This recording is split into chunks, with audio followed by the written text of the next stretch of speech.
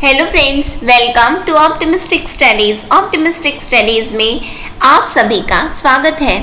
आज हम एसएसटी के most important question answer series देखने जा रहे हैं, जो कि हम मोस्ट इम्पॉर्टेंट मतलब कि अब लास्ट टाइम अब हमारे पास समय है, तो अंतिम बार हमें कौन कौन से प्रश्न जो कि एकदम आने लायक प्रश्न है उसका ये मोस्ट इम्पॉर्टेंट क्वेश्चन आंसर की सीरीज़ है। तो चलिए फिर हम आज की क्लास को स्टार्ट करेंगे। लेकिन क्लास को स्टार्ट करने से पहले यदि आप चैनल में पहली बार आए हैं तो चैनल को सब्सक्राइब कर लीजिए, साथ में बेल नोटिफिकेशन को ऑन रखिए, जिससे हम जो भी वीडियो डालें तो आप तक पहुंचती रहे। क्लास आपको अच्छी लगे तो ज़रूर लाइक कीजिएगा, ज़्यादा से ज़्यादा लोगों तक शेयर ज़रूर कीजिएगा, जिससे ज़्यादा से ज़्यादा लोगों तक ये वीडियो लेक्चर्स पहुँच सके और ज़्यादा से ज़्यादा लोग इसका लाभ ज़रूर ले सकें। तो चलिए फिर हम क्लास को स्टार्ट करते हैं। प्रश्न ज़्यादा है इसलिए हम ज़्यादा एक्सप्लेनेशन पे ध्यान नहीं देंगे।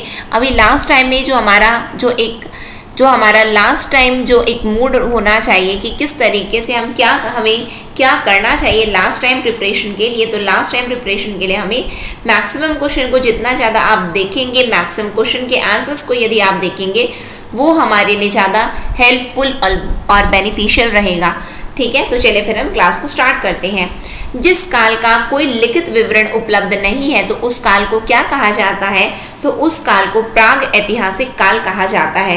ठीक है, प्राग ऐतिहासिक काल का कोई लिखित विवरण या कोई लिखित साक्ष्य नहीं है। फिर उसके बाद जब हम सिंधु घाटी सभ्यता में आ जाते हैं, इंडस वैली सिविलाइजेशन में आते हैं, तो इसमें जो है लिखित साक्ष्य तो है, लेकिन उस लिखित साक्ष्य को हम पढ़ नहीं सकते हैं। क्या नहीं कर सकते? पढ़ नहीं सकते। फिर उसके बाद में वैदिक काल आता है, तो वैदिक पीरियड के में हमें साक्ष्य मिला है, तो वो लिखित साक्ष्य भी हैं एवं उन साक्ष्यों को हम पढ़ भी सकते हैं। क्या कर सकते हैं? पढ़ सकते हैं। इस तरीके से पूरा इतिहास का विभाजन होता है, जो कि हमें पढ़ना रहता है। ठीक है, तो किसको हम नहीं पढ़ सकते, किसका लिखित विवरण नहीं है पूछेगा तो प्राग ऐतिहासिक काल। फिर पूछेगा लिखित है लेकिन हम जिसको पढ़ नहीं सकते, तो वो कौन सा काल है?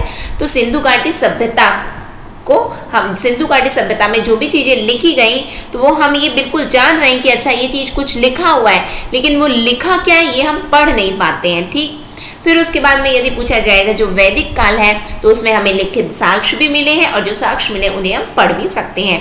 ठीक, फिर क्या पूछा गया? आदि मानव ने सर्वप्रथम किस पशु को पालतू बनाया? तो किस पशु को सर्वप्रथम पालतू बनाया गया था? तो कुत्ते को सर्वप्रथम पालतू बनाया गया था। ठीक है, आधुनिक होमोसेपियंस मानव का उद्भव किस काल में हुआ? तो किस काल में हुआ था? तो अपर पैलियोलिथिक एज में हुआ था, उच्च पुरापाषाण काल में हुआ था। कितने पुरापाषाण काल को 3 भागों में विभाजित किया जाता है, एक लोअर होता है, एक मिडिल होता है और अपर होता है। तो होमोसेपियंस का कब हुआ उद्भव? तो अपर पैलियोलिथिक में हुआ था। ठीक, मानव ने आग का प्रयोग किस काल में प्रारंभ किया? तो नवपाषाण काल में, नियोलिथिक एज में उन्होंने जो है आग का प्रयोग प्रारंभ किया। मानव ने सर्वप्रथम किस धातु का प्रयोग किया था? तो मानव ने सर्वप्रथम तांबे का प्रयोग किया था।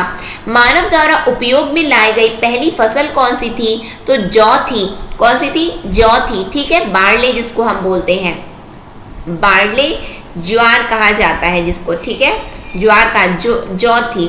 फिर क्या पूछा गया है? मानव खाद्य पदार्थों का उत्पादक एवं भोक्ता कब बना?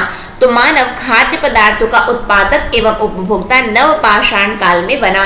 नवपाषाण काल जिसको हम नियोलिथिक एज के नाम से जानते हैं। पुरातत्ववादी हड़प्पा के उत्खनन से संबंधित है। कौन संबंधित है? हड़प्पा के उत्खनन से। तो दयाराम साहनी संबंधित है। कौन? दयाराम साहनी। ठीक, हड़प्पाई स्थलों में कांस्य नर्तकी की मूर्ति कहाँ से प्राप्त हुई है? तो कांस्य नर्तकी की मूर्ति जो है मोहनजोदड़ो से प्राप्त हुई है। प्रसिद्ध पशुपति की मुहर कहाँ से मिली है?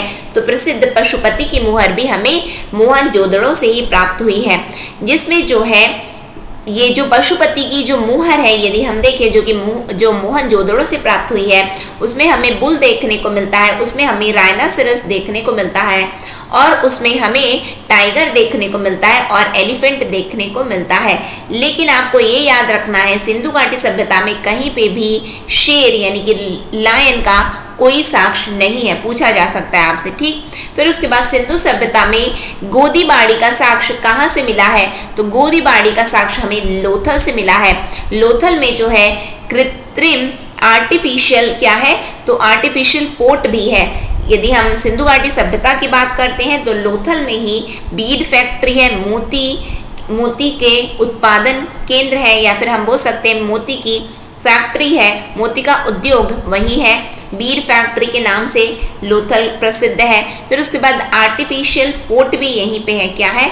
आर्टिफिशियल पोर्ट भी यहीं पे है। ठीक, जिसको हम कृत्रिम बंदरगाह बोलते हैं। सिंधु सभ्यता में विशाल स्नानागार कहाँ से प्राप्त हुआ? तो विशाल स्नानागार हमें मोहनजोदड़ो में देखने को मिलता है। सिंधु सभ्यता की सर्वमान्य तिथि का क्या है? तो सर्वमान्य तिथि है 2500 से लेकर के 1750 ईसा पूर्व। भारत में मूर्ति पूजा का आरंभ कब से माना जाता है? तो भारत में मूर्ति पूजा का आरंभ जो है सिंधु सभ्यता से माना जाता है। लेकिन आप लोगों को ये याद रखना है वहाँ पे साक्ष्य कैसा प्राप्त हुआ था? तो मूर्ति पूजा का हमें जो है मूर्तियाँ प्राप्त हुई हैं, जैसे कि हमें मदर गॉडेस की मूर्ति प्राप्त हुई थी, मदर गॉडेस की मूर्ति प्राप्त हुई। हमें जो है शिवलिंग यानी कि लिंग पूजन के भी साक्ष्य हमें प्राप्त होते हैं, किंतु हमें सिंधु घाटी सभ्यता से कहीं पे भी मंदिर के साक्ष्य प्राप्त नहीं होते, यानी कि टेम्पल नहीं था उस समय। क्या नहीं था? टेम्पल नहीं था, आइडल वर्शिप नहीं होती थी। लेकिन यदि हम बात करें आइडल वर्शिप मतलब कि मूर्ति पूजा मंदिरों में रख करके नहीं होती थी, लेकिन हमें जो है मिट्टी की मदर गॉडेस की मूर्ति प्राप्त हुई है, और हमें कांस्य की नृत्यांगना मिली है, दाढ़ी वाले एक व्यक्ति की मूर्ति, जिसको हम वहाँ बियर्ड सन्यासी के नाम से भी हम जानते हैं, बियर्ड मैन के नाम से हम जानते हैं। ठीक है, तो ये सभी चीजें हमें सिंधु घाटी सभ्यता से प्राप्त हुए, लेकिन मंदिर के साक्ष्य हमें नहीं प्राप्त हुए हैं, ये बात आपको याद रखनी है। ठीक, तो ऋग्वैदिक आर्य किसकी पूजा करते थे? तो जो ऋग्वैदिक आर्य थे वो प्रकृति के उपासक थे। किसके उपासक थे? प्रकृति के उपासक थे। वो भी कोई मूर्ति पूजा नहीं करते थे। और ऋग्वैदिक काल में जो है इंद्र, अग्नि, वरुण सबसे प्रमुख देवता माने गए हैं। ठीक, फिर आर्य भारत में सबसे पहले कहाँ बसे? तो आर्य जो है भारत में सबसे पहले सप्त सैंधव प्रदेश में बसे, और उसके बाद वो गंगा की पूर्व की ओर पलायन किए। गंगा की पूर्व की ओर ये कब पलायन किए, यानी कि कब आए? तो ये उत्तर वैदिक काल में आए थे। ठीक, लेकिन यदि हम ऋग्वैदिक काल में आर्य सबसे पहले कहाँ बसे थे? तो सप्त सैंधव प्रदेश में बसे थे, जहाँ पे सिंधु घाटी सभ्यता थी। ठीक, सिंधु घाटी सभ्यता के विनष्ट होने का या फिर लुप्त होने का कारण आर्यों का आगमन भी एक कारण माना जाता है। ठीक, साथ ही साथ बाढ़ का आना, फिर उसके बाद सूखा पड़ जाना, ये भी बहुत सारे कारण हैं सिंधु घाटी सभ्यता के विनष्ट होने के। आर्यों का मूल निवास था, आर्यों का मूल निवास क्या था? तो एशिया माइनर। क्या था? Asia minor. आर्यों का मूल निवास क्या माना जाता है? तो एशिया माइनर माना जाता है। इसके बारे में, आर्यों के बारे में अलग अलग धारणाएं अलग अलग लोगों ने दी हैं, और जिसमें जो सर्वप्रथम जिसको माना जाता है तो वो ये माना जाता है, मैक्स मुलर के अनुसार, मैक्स मुलर ने कहा है कि आर्य कहाँ से आए हैं? तो आर्य जो है सेंट्रल एशिया से आए हैं। कहाँ से आए हैं? सेंट्रल एशिया से, मध्य एशिया से आए हुए माने जाते हैं। प्रसिद्ध गायत्री मंत्र किस वेद से लिया गया है? तो प्रसिद्ध गायत्री मंत्र जो है ऋग्वेद से लिया गया है, ऋग्वेद से लिया गया है। साथ ही साथ जो है यदि हम देखें तो गायत्री मंत्र में किसके बारे में वर्णन है? तो सूर्य के बारे में, सूर्य एवं किसके बारे में? तो सावित्री के बारे में इसमें जो है गायत्री मंत्र में दिया गया है। यदि पूछ लिया गया तो आपको याद होना चाहिए। सत्यमेव जयते उक्ति कहाँ से ली है? तो सत्यमेव जयते उक्ति जो है मुंडकोपनिषद से ली गई है। सबसे प्राचीन वेद माना जाता है तो क्या माना जाता है? तो ऋग्वेद सबसे प्राचीन वेद माना जाता है। उत्तर वैदिक काल में इंद्र का स्थान किस देवता को मिला? तो उत्तर वैदिक काल में इंद्र का स्थान प्रजापति को मिला। प्रजापति की दो पुत्रियां मानी जाती हैं, सभा और समिति। कौन मानी जाती है? सभा और समिति प्रजापति की दो पुत्रियां मानी जाती हैं। किस वेद की रचना गद्य एवं पद्य दोनों में की गई है? तो यजुर्वेद की रचना गद्य एवं पद दोनों में की गई है। यदि हम बात करें, पूछ लिया गया आपसे सामवेद, सामवेद में क्या है, तो सामवेद जो है, जो म्यूजिक है, म्यूजिक का स्रोत माना जाता है। क्या माना जाता है? स्रोत माना जाता है म्यूजिक का। पाटलिपुत्र नगर का संस्थापक कौन था? तो पाटलिपुत्र नगर का संस्थापक था उदयन। ठीक है, क्या था? उदयन था। हर्यंक वंश के किस शासक की उपाधि को कुणिक था? हर्यंक वंश के किस शासक की उपाधि को कुणिक थी? तो अजात शत्रु को जो है उपाधि दी गई थी कुणिक की। सिकंदर के समय मगध पर किसका शासन था? तो सिकंदर के समय मगध पर धनानंद का शासन था। धनानंद के पास में बहुत बड़ी सेना थी और उस सेना से डर करके सिकंदर जो है वापस लौट गया था। रावी नदी को वो पार नहीं किया और सिकंदर की सेना रावी नदी को पार करने से धनानंद की विशाल सेना को देख करके सिकंदर की सेना ने जो है नदी को पार करने से मना कर दिया और सिकंदर को वहां से ही लौटना पड़ा था। काला अशोक की राजधानी क्या थी? तो काला अशोक की राजधानी पाटलिपुत्र, पाटलिपुत्र मतलब आज का पटना, आज का पटना। सर्वे छत्रांतक अर्थात क्षत्रियों का नाश करने वाला कहा गया है। किसे कहा गया है? तो महापद्मानंद को कहा गया है क्षत्रियों का नाश करने वाला। ठीक, फिर सिकंदर कहाँ का शासक था? तो सिकंदर मकदूनिया का शासक था, मैसेडोनिया जिसको हम बोलते हैं। सिकंदर एवं पुरुष के बीच प्रसिद्ध विस्तार या झीलम का युद्ध कब हुआ? तो 326 ईसा पूर्व में सिकंदर एवं पुरुष या पुरुव नाम से इसे हम जानते हैं। ये यदि हम बात करें तो पुरुष नाम, कहीं कहीं डिफरेंट नाम से हम जानते हैं, लेकिन आप लोग यदि याद करें तो पुरुष ही याद कर लीजिए। जैन धर्म के 24वें तीर्थंकर थे, कौन थे? तो महावीर जैन धर्म के 24वें तीर्थंकर थे। यदि आपसे पूछा गया तो जो अक्सर पूछा जाता है तो प्रथम पूछा जाता है, 23वां पूछा जाता है एवं 24वां पूछा जाता है।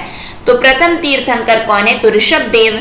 23वें तीर्थंकर पार्श्वनाथ। 24वें तीर्थंकर महावीर स्वामी। महावीर ने जैन धर्म में पूर्व से प्रतिपादित 4 महाव्रतों में से कौन सा 5वां महाव्रत जोड़ा? तो पार्श्वनाथ जो कि 23वें तीर्थंकर माने जाते हैं जैन धर्म के, तो उन्होंने 4 महाव्रत बताए। और 4 महाव्रत कौन से थे? तो सत्य, अहिंसा, अस्तेय और अपरिग्रह। और उसमें जो है महावीर स्वामी जो कि 23-24वें तीर्थंकर माने जाते हैं, तो उन्होंने एक और महाव्रत जोड़ दिया जिसका नाम है ब्रह्मचर्य। इसीलिए जैन धर्म के लोग जो हैं 5 पंच महाव्रतों का पालन करते हैं। और वो कौन कौन से हैं? सत्य, अहिंसा, अस्तेय, अपरिग्रह एवं ब्रह्मचर्य। जैन धर्म के त्रिरत्न कौन से थे? तो जैन धर्म के त्रिरत्न यदि पूछा जाएगा तो कौन से हैं? तो सम्यक ज्ञान, सम्यक दर्शन, सम्यक आचरण। क्या क्या है? सम्यक ज्ञान, सम्यक दर्शन, सम्यक आचरण। ठीक है, right knowledge, right view, right conduct. Mahavir ने किस भाषा में अपना उपदेश दिया? तो महावीर ने प्राकृत भाषा में अपना उपदेश दिया। ठीक, महावीर का जन्म कहाँ हुआ था? तो महावीर का जन्म वैशाली में हुआ था। महात्मा बुद्ध ने अपना पहला उपदेश कहाँ दिया? तो महात्मा बुद्ध ने अपना पहला उपदेश सारनाथ में दिया। कहाँ दिया? सारनाथ में दिया। महात्मा बुद्ध को बुद्धि कहाँ प्राप्त हुई? तो महात्मा बुद्ध को बुद्धि बोध गया में प्राप्त हुई। बोध गया में प्राप्त हुई। महात्मा बुद्ध को बुद्धि बोध गया में किस वृक्ष के नीचे प्राप्त हुई थी?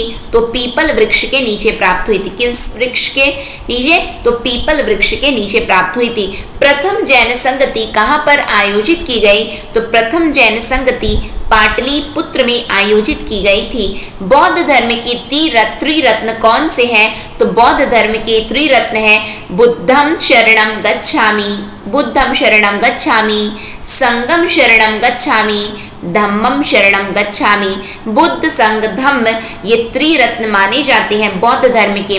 जैन धर्म के पूछा जाएगा तो सम्यक ज्ञान, सम्यक दर्शन, सम्यक आचरण, जैन धर्म के त्रिरत्न माने जाते हैं। तीनों को आप लोग बहुत अच्छे से याद करिएगा, क्योंकि अक्सर एग्जामिनर ये दोनों ही चीज पूछते हैं और हमें कंफ्यूजन हो जाता है। बस ये याद करना, बुद्ध धर्म में त्रिरत्न बुद्धम शरणम गच्छामि, संगम शरणम गच्छामि, धम्मम शरणम गच्छामि। महात्मा बुद्ध द्वारा दिए गए प्रथम उपदेश को क्या कहा जाता है? तो महात्मा बुद्ध ने अपना प्रथम उपदेश कहाँ दिया? तो महात्मा बुद्ध ने अपना प्रथम उपदेश सारनाथ में दिया, जिसको हम किस नाम से जानते हैं? तो धर्म चक्र प्रवर्तन के नाम से हम जानते हैं। प्रोफेसर अमर्त्य सेन ने विकास का आधार क्या माना है? तो प्रोफेसर अमर्त्य सेन ने विकास का आधार जन कल्याण माना है। देखिए बहुत सारे क्वेश्चन है जो कि हमें जल्दी जल्दी करने हैं, इसीलिए हम बहुत स्पीड में कर रहे हैं। आई होप आप सभी को समझ में आ रहा हो और साथ में आप पूरे जितने भी हम क्वेश्चन देख रहे हैं आप सभी को याद भी करते हुए चल रहे हैं। ठीक, किस कांड के कारण असहयोग आंदोलन बंद करना पड़ा? तो किस कांड के कारण असहयोग आंदोलन बंद करना पड़ा? तो वो है चौरी चौरा का कांड। ठीक है, कहाँ का? जो कि बिहार में पड़ता है, चौरी चौरा। और वहाँ पे जो है पुलिस स्टेशन में आगजनी कर दी गई थी और इसी वजह से असहयोग आंदोलन को बंद करना पड़ा था महात्मा गांधी को। सीमांत गांधी के नाम से जाने जाते हैं कौन जाने जाते हैं? फ्रंटायर गांधी, जिसको हम बोलते हैं इंग्लिश में तो खान अब्दुल गफार खान। कौन? खान अब्दुल गफार खान फ्रंटायर गांधी के नाम से जाने जाते हैं, सीमांत गांधी जिसे हम कहते हैं। भारतीय राष्ट्रीय कांग्रेस की प्रथम महिला अध्यक्ष कौन थी? तो भारतीय राष्ट्रीय कांग्रेस की प्रथम महिला अध्यक्ष कौन थी? तो एनी बेसेंट थी। कौन थी? एनी बेसेंट थी। ठीक है, सूर्य की तीव्र किरणों द्वारा झुलसने से वायुमंडल की कौन सी गैस हमारी रक्षा करती है? तो ओजोन हमारी रक्षा करती है। ओजोन कहाँ पर विद्यमान है? तो स्ट्रेटोस्फीयर में विद्यमान है। कहाँ पर विद्यमान है? स्ट्रेटोस्फीयर पर विद्यमान है। और ये जो है हमें अल्ट्रावायलेट रेस से हमारी रक्षा करती है, ओजोन की परतें। फिर उसके बाद में क्या है पूछा गया, प्रकृति की सुरक्षा वॉल्व कहा जाता है? प्रकृति का सुरक्षा वॉल्व कहा जाता है तो किसे कहा जाता है? ज्वालामुखी प्रकृति का सुरक्षा वॉल्व कहा जाता है। विश्व का सबसे ऊंचा ज्वालामुखी पर्वत कोटोपैक्सी कहाँ पर स्थित है? तो विश्व का सबसे ऊंचा ज्वालामुखी पर्वत कोटोपैक्सी जो है इक्वाडोर में स्थित है। कहाँ स्थित है? इक्वाडोर में स्थित है। हिमालय कैसा पर्वत है? तो हिमालय वलित पर्वत है। कैसा पर्वत है? वलित पर्वत है। यदि पूछ लिया गया सबसे यंगेस्ट माउंटेन कौन सा है? तो हिमालय ही यंगेस्ट माउंटेन माना जाता है। अरावली जो है वृद्ध माना जाता है और जो हिमालय है वो नवीनतम पर्वत माना जाता है। ठीक, पठारी क्षेत्रों में विश्व की कितनी प्रतिशत जनसंख्या निवास करती है? तो पठारी क्षेत्रों में विश्व की लगभग 9% जनता निवास करती है, जनसंख्या निवास करती है। भूकंप में धरातलीय तरंगे होती हैं। क्या होती है? भूकंप में धरातलीय तरंगे होती हैं। ठीक, फिर क्या है? नवीनतम पर्वतमाला कौन सी है? तो नवीनतम पर्वतमाला यूरल है। ये विश्व की बात की जा रही है। ठीक, हिमालय की उत्पत्ति किस भूसन्नति से हुई है? तो टेथिस सागर से हुई है। हिमालय की उत्पत्ति किससे हुई है? तो टेथिस सागर से हुई है। वेसुवियस ज्वालामुखी किस देश में स्थित है? तो वेसुवियस ज्वालामुखी इटली में स्थित है। वायुमंडल में सबसे अधिक ओजोन कहाँ पर केंद्रित है? तो वायुमंडल में सबसे अधिक ओजोन स्ट्रेटोस्फीयर समताप मंडल में स्थित है। पृथ्वी की सतह से सबसे दूर वायुमंडलीय परत किस नाम से विदित है? तो बहिर्मंडल। पृथ्वी की सतह से सबसे दूर वायुमंडलीय परत किस नाम से विदित है? तो बहिर्मंडल के नाम से विदित है। चरक और नागार्जुन किसके दरबार की शोभा थे? तो कनिष्क के ये जो है चरक और नागार्जुन शोभा थे। कनिष्क जो है कुषाण शासक था। कौन था? कुषाण शासक था। कनिष्क ने ही स्वर्ण मुद्रा हमारे देश में जो है यानी कि भारत देश में सर्वप्रथम स्वर्ण की मुद्राएं प्रचलित करने वाला कौन सा शासक था? तो कुषाण शासक ही थे जिन्होंने स्वर्ण मुद्राएं जो है भारत में जिनका प्रचलन जो है स्वर्ण मुद्राओं का प्रचलन इन्होंने प्रारंभ किया था। किसने बड़े पैमाने साथ ही साथ कनिष्क ने जो है मौर्यन यदि हम बात करें तो मथुरा आर्ट जो है, मथुरा कला और गांधार कला को भी इन्होंने जो है प्रारंभ किया था। कौन सी कला? मथुरा कला और गांधार कला को इन्होंने प्रारंभ किया था, जिसके अंतर्गत गौतम बुद्ध की मूर्तियां जो है बनाई गई थी। किसने बड़े पैमाने पर स्वर्ण मुद्राएं चलाई? तो कुषाण शासकों ने चलाई, ठीक, जो कि मैंने अभी बता दिया। भारतीयों के महान रेशम मार्ग किसने आरंभ कराए? तो भारतीयों के महान रेशम मार्ग कनिष्क ने ही आरंभ करवाए थे। शुंग वंश के बाद किस वंश ने भारत पर राज किया? तो शुंग के बाद कण्व आए थे। कौन आया था? शुंग के बाद कण्व आए थे। किस चीनी जनरल ने कनिष्क को हराया था? तो पेन चाओ ने जो है कनिष्क को हराया था। तमिल का गौरव ग्रंथ जीवक चिंतामणि किससे संबंधित है? तो तमिल का गौरव ग्रंथ जीवक चिंतामणि जैन धर्म से संबंधित है। ठीक है, तो ये हमने जो है मोस्ट इंपॉर्टेंट एमसीक्यूज देखे हैं। इसके बाद और भी सेशन आएंगे। आज आपकी मैराथन सेशन चलेगी, तो जुड़े रहिए ऑप्टिमिस्टिक स्टडीज के साथ और ज़्यादा से ज़्यादा लोगों तक शेयर ज़रूर कीजिएगा, जिससे ज़्यादा से ज़्यादा लोग लाभान्वित हो सकें। इसी के साथ में आज की क्लास को एंड करूंगी। नेक्स्ट सेशन में फिर हम बहुत जल्द मिलते हैं। नेक्स्ट सेशन तक के लिए optimistic learning. Thank you for the session. जय हिंद, जय भारत।